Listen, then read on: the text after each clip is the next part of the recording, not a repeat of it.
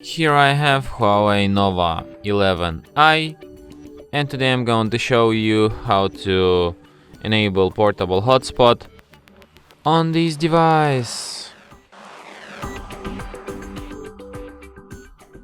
So to do this, firstly you have to go to the upper bar, and here you can find the button personal hotspot.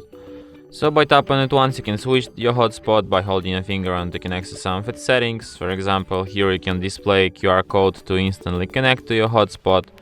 You can also change its name, you can change its password, you can change its you can add devices to block list so they don't connect to your hotspot.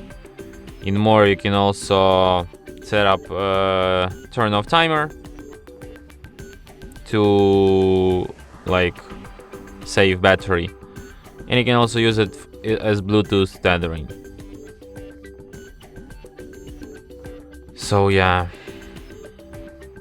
and that's it. Thanks for watching. If you find this tutorial useful, don't forget to hit that like button and subscribe to our channel.